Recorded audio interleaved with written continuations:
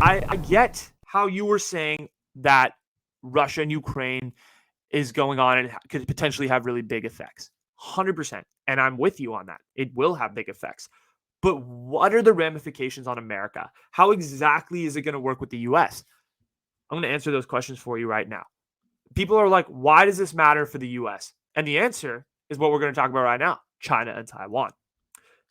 What? So the reason I wanted to talk about China and Taiwan is basically it's, in my opinion, it's the next upcoming and sort of big conflict that's going to happen. And it's got a lot of similarities to this Russia and Ukraine conflict that's currently going on. So let's kind of set the scene here for a second. Taiwan is an island nation. It's off the coast of China's mainland, and the Chinese president, like Vladimir Putin has with Ukraine, has seemingly wanted to reunify Taiwan and China together for a really long time. Xi Jinping, who's the president of China, has said that something has to be done. That something has to be done with Taiwan, and that they want to basically see Taiwan eventually as a part of China. People in the West are concerned that if China does take over Taiwan, that they'll have access to air bases and basically potentially be able to bomb places like Guam, Hawaii, and island nations, controlled and provinces of the United States relatively easily, which could lead to a whole conflict and, a war in the Asian theater, if you want to think about it in World War terms. So what happened was, at the end of World War II, China and Taiwan got split into two separate countries. So the Mao and the Chinese Communist Party took over mainland China. They were like, okay, this is ours. And then the Kuomintang, I believe is how you say it, although it's spelt like Kuomintang, if you want me to be American. But Kuomintang Party, and sorry if I fucking butchered the shit out of that, took over Taiwan, and they basically stayed. They were led by this guy by the name of Chiang Kai-shek. Anyway, there's only about 13 countries in the world that actually recognize that Taiwan is its own independent nation. Everybody else is like, why do we care about Taiwan? They're basically just an extension of China. And that's basically how a lot of people view them still. And in fact, even the United States only sees Taiwan as a part of China. They still consider Taiwan to be Chinese territory. And everyone really just sees Taiwan as like an extension of China. Like, no one really gives a shit, right? That's pretty much how it's viewed in the world. It's related to this thing called the One China policy, where it's like, China and Taiwan are the same country. That's basically what the policy is. So the fact is simple. Taiwan really couldn't stand much of a chance if an armed conflict were to happen, right? And if it were to come to it, because it's going up against this country in China that spends a shit ton of money on strengthening its defense. And also look at the mere size of China compared to the mere island size of Taiwan. It's tough. One country has exponentially more resources. The other one, not really. Just the Chinese ground military in itself could probably just take over Taiwan. That's the truth. They're recent, but that's the truth. And the Chinese have, incredibly advanced military aircraft that could fly over Taiwan and all these things. And the fun fact, Chinese military aircraft for the last year have been flying over Taiwan in this kind of quote unquote international no-fly zone. They haven't really been doing anything. They've just been flying there. But it's been causing a tension of sorts between the two countries. Like, are you going to attack me? Like, are you not? Like, what's going on? Are we good? And then everybody's saying it's fine, but, there's just that little underlying current of tension.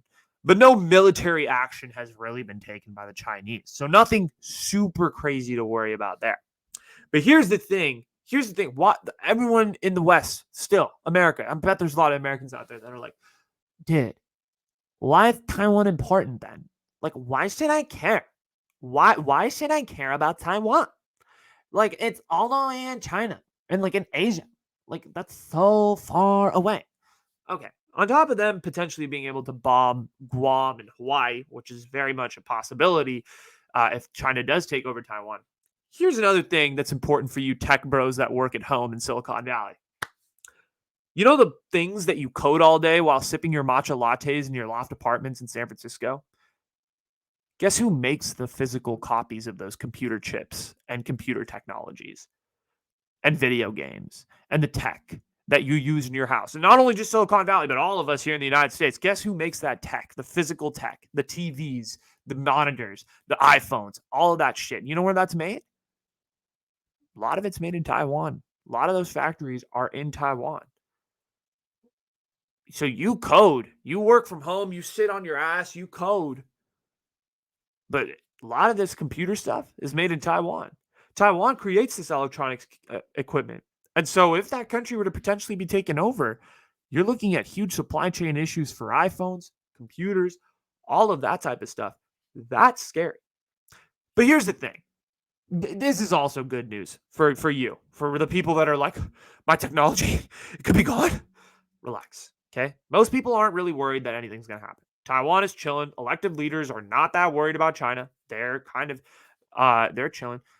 Tsai Ing-wen is the president of Taiwan. She's actually a female president. Shout out, one of the few in the Asia Pacific. She basically, so she has gone on the record and kind of been sus about it, and she said, like, let's not misjudge the situation. There's still tension here. Like, let's say that. And she said something along the lines of, like, China is continuing their military adventurism, and those wordings are pretty concerning if you are Taiwanese. But a lot of the general Taiwanese public is not too concerned about the potential invasion of China. But also, shout out to her being a female president. That's dope. So shout out to you. But here's the thing. Most Ukrainians weren't that worried about Vlad Putin, their BFF, right? They were thinking, like, bro, we'll be fine. Like, the day that Kiev was supposed to be invaded, according to American intelligence, people were living in the city. People were just continuing their normal lives. They're just chilling. But I'm not saying China is going to invade Taiwan for sure. I'm just saying it's something we should monitor. And there are long-lasting ramifications here. Look at what Vlad's doing in Russia and Ukraine. I mean, did we think that could be in that situation? Did we think that we're going to see the absolute, like, invasion that's going on? But here's the thing. China's probably seeing what Vladimir Putin's doing. They're backing him publicly. They're seeing what Vladimir Putin's doing, and they're thinking to themselves, they're like, could we do it better? Could we just take over Taiwan easily, unlike the Russians? Or are they scared about seeing the lambasting in the public that Putin and Russia are taking right now?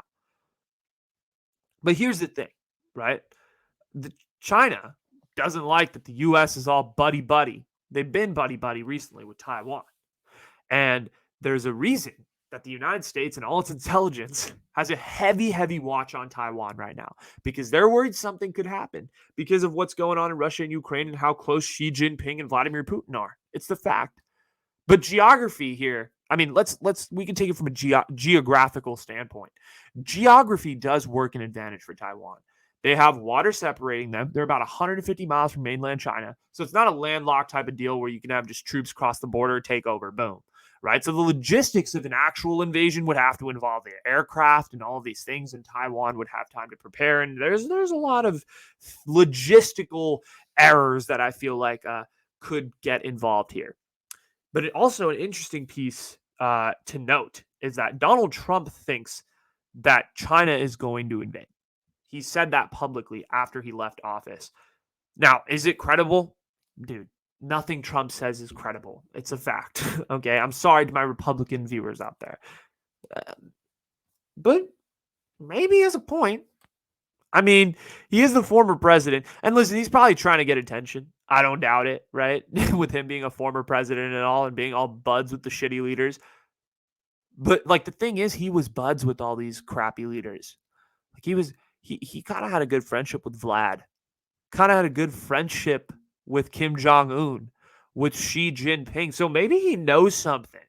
Maybe he knows a little something. Maybe we should take his opinion and think about it a little bit. But I don't know. That being said, trusting Trump is difficult, and I understand why people don't. But I don't know. DJT, interesting. Interesting, man. Interesting situation going on there. Okay.